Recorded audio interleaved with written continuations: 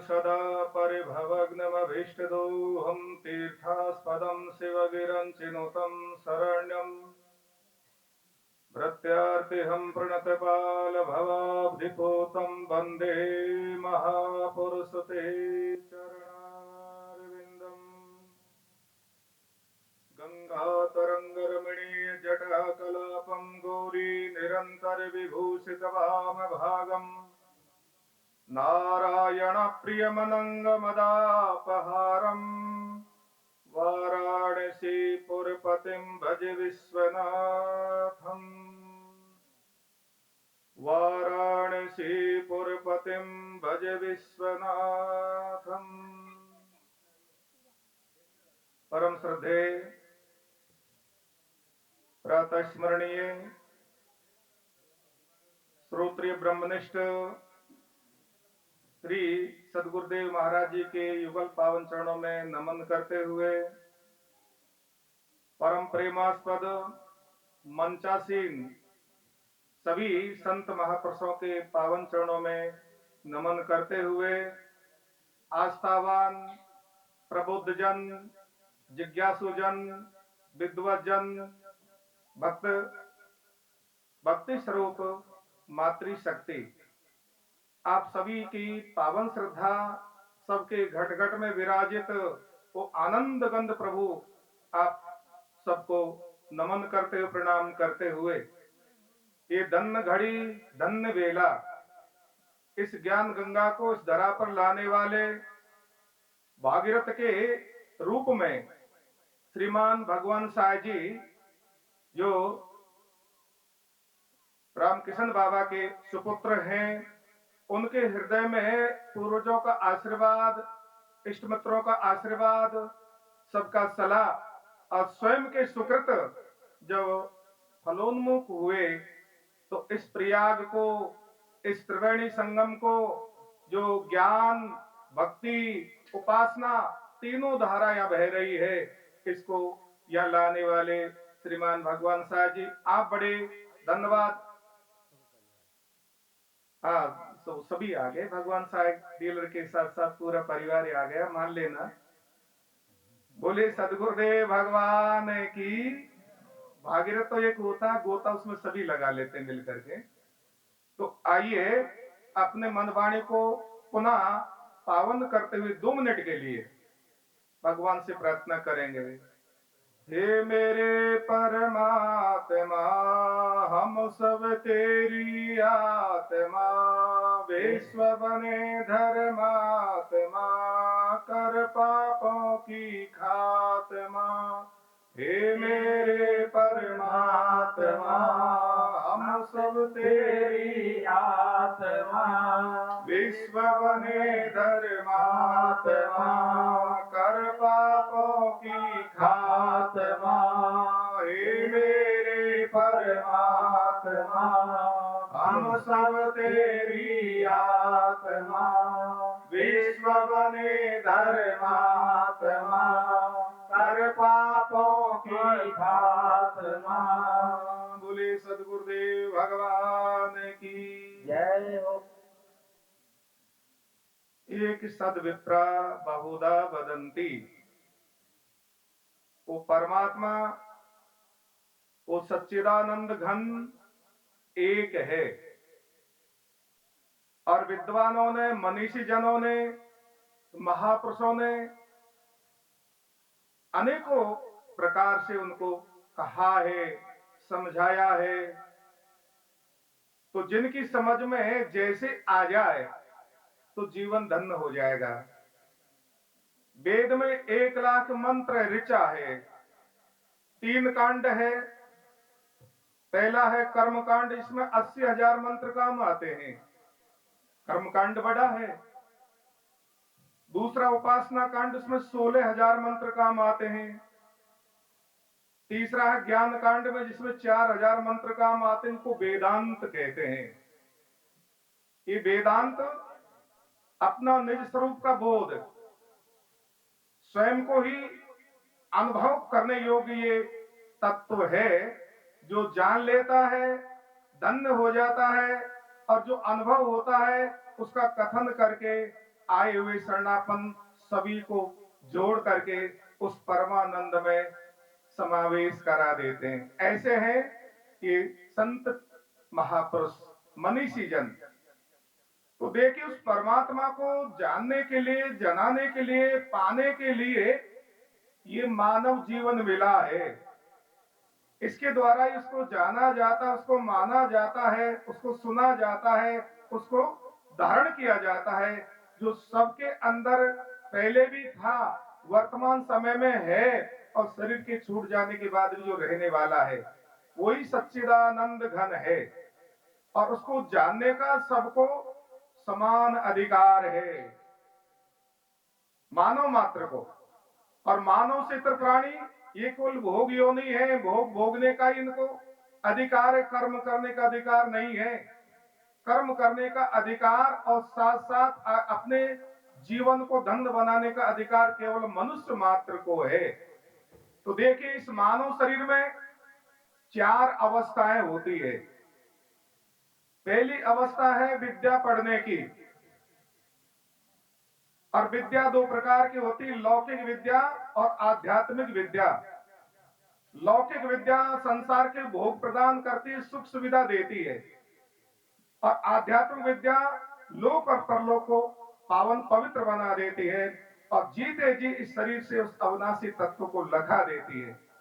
तो आध्यात्मिक विद्या संत भगवानों के सानिध्य से मिलती है, गुरु महाराज के सानिध्य से मिलती है, आचार्यों के सानिध्य से मिलती है। तो देखिए, यह विद्या सा विमुक्तये, विद्या वही धन है जो मुक्ति प्रदान कर दे, भवरोग को मिटा दे, आवागमन से छुड़ा दे और जीते जी अपने आप को जान लिया जाए कि मैं सच्चिदानंद स्वरूप हूं।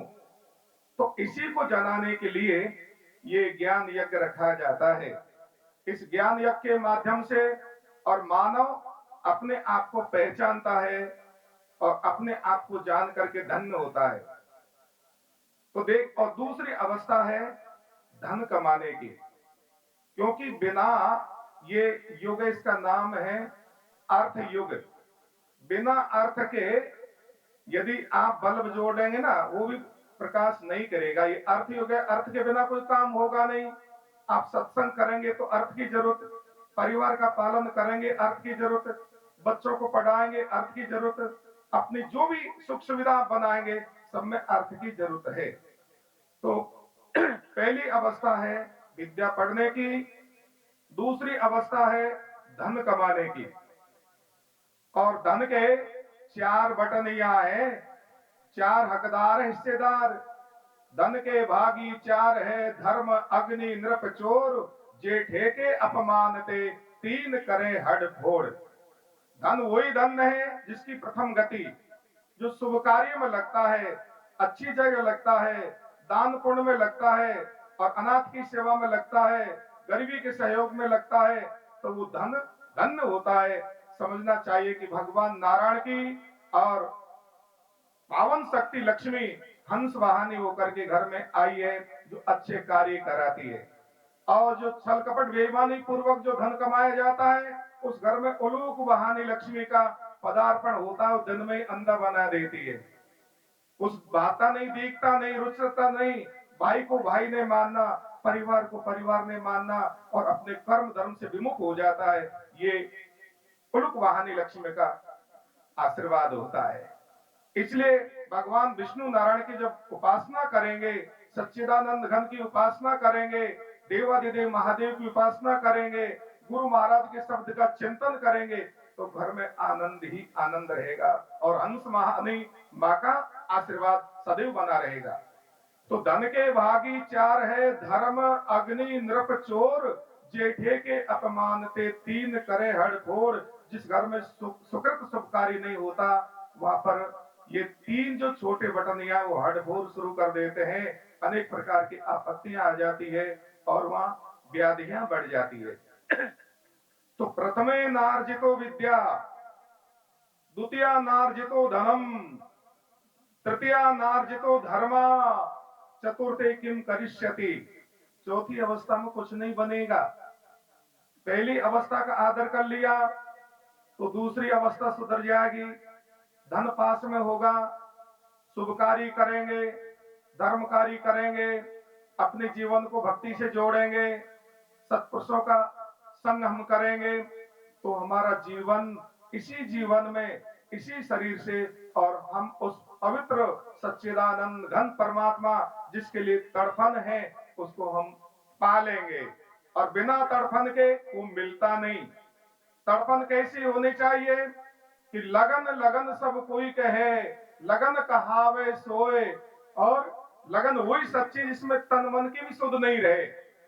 घर में रहता हुआ, अपने व्यवहार को निभाता हुआ, अपनी व्यवस्था को संभालता हुआ, और एक ही लगन, जैसे करमेती बाई, मीरा बाई, कबीर बाबा, तुलसी बाबा, संत भगवान जिनकी लगी, वो जो जो कार्य करते हैं वो भगवान को अर्पण करके करते हैं, वही भागवत धर्म बन जाता है। यद यद कर्म करोति तत्तद खिलम संभूतवाराधनम। हम जो जो कार्य करें वो भगवान को समर्पित करके करें, वही भागवत धर्म बन जाता है।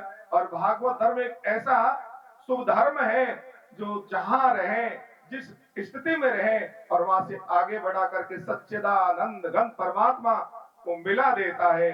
इसलिए पहली अवस्था है विद्या पढ़ने की। तो अपने समाज को, अपने क्षेत्र को, अपने गांव को, अपने वंश को, अपने परिवार को आगे बढ़ाना है, उन्नत करना है। संतान को अच्छी शिक्षा दे करके और उनको योग्य बनावे। शिक्षावान होगा वो धन कमाएगा, धन से शुभ कार्य करेगा, शुभ कार्य से और लोक और परलोक धन्य हो जाएगा। और जो मानव तन का जो मूल उद्देश्य है वो सत परमात्मा को जान करके, और बार बार सबसे बड़ा दुख है पुनरपि जननम पुनरपि मरणम पुनरपि जननी जठरे शयनम।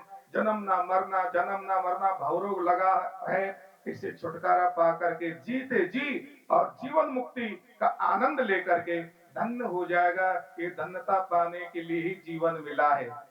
ये खाने पीने सोने ऐसा आराम के लिए नहीं, ये तो अन्य योनि मिल जाएंगे। तभी तो कहा है माता पिता मिल जाएंगे लख 84 माए, गुरु सेवा और बंदगी फिर मिलने की नाए। माता पिता और ये समुदाय, ये तो कूकर सूकर योनि में मिल जाएंगे। खाना पीना वहां मिल जाएगा, भोग वहां मिल जाएंगे, सोना वहां मिल जाएगा, संतान वहां भी बना लेंगे, किंतु गुरु सेवा और बंदगी फिर मिलने की नाय। ये अवसर केवल मानव शरीर के अंदर है। ये कर्म के साथ आगे के लिए अपने उत्थान करके अपने आप को जान लेता है। एक सद्विप्रा बहुधा वदंती, जो हमारे विद्वत जनों ने, हमारे मनीषी जनों ने, हमारे महापुरुषों ने और महान आत्माओं ने, और जो तपस्या करके और अपने चित्त वृत्तियों का निरोध करके अंतर्मुखी बना करके जिसको पाया है, अनुभव किया है और प्रवचनों के द्वारा और सुना करके वो हमको धन्यता प्रदान कर रहे हैं। यही महापुरुषों की कृपा है कि देखिए, जो ज्ञान स्वयं अपने आप पाएंगे वो रुचिप्रद नहीं होगा, क्योंकि वेद का ज्ञान, शास्त्रों का ज्ञान कैसा है, समुद्र के समान। समुद्र का जल खारी होता है, चखेंगे तो नमक की तरह लगता है। और उसी को भुवन भास्कर सूर्य नारायण अपनी उष्मता, गर्मी के कारण भाप बना के उड़ाता है, और वही बादलों के द्वारा और पुनः जो बरसता है तो वो अमृत बन जाता है। ऐसे हमारे मनीषी जन, ऋषि जन, ऋषय मंत्र दृष्टारा, जिन्होंने ध्यान करके मंत्रों की रचना की, और वही महापुरुष कृपा करके और उन्होंने उनका अनुभव किया, चिंतन किया, मनन किया, समझा और सरल भाषा में, और जब बोलते हैं तो वो ही आनंददायी होता है, रुचि पूर्वक होता है। जो संतों के मुख से सुना हुआ शब्द, गुरु महाराज के मुख से सुना हुआ शब्द ही और आनंददायी और फलदायी होता है, वही हृदय को भाता है। मनमुखी जो साधना होती है वो फलीभूत नहीं होती। तो साधना भी आचार्य परंपरा प्रदत्त होनी चाहिए, गुरु परंपरा प्रदत्त होनी चाहिए, वही फलीभूत होती है। मनमुखी भक्ति वो डामाडोल हो जाती है, वो तरह तरह के और व्यसनों में फंसा देती है और स्थिरता नहीं आती। तो स्थिरता लाने के लिए गुरु की आवश्यकता है। तो एक ऐसा महापुरुष हो जिन्होंने आचार्यों का सानिध्य प्राप्त करके इस तत्व का अनुसंधान किया, निज अनुभव किया, उनको जाना और जान करके और सरल भाषा में समझा करके शिष्य को भी और उसी से जोड़ दें, वही गुरु महाराज धन्य है। गुरु की कृपा जब होती है तो गुरु महाराज ही आत्मा परमात्मा का मिलन कराते हैं। ये आत्मा परमात्मा स्वरूप गुरु महाराज ही बनाते हैं।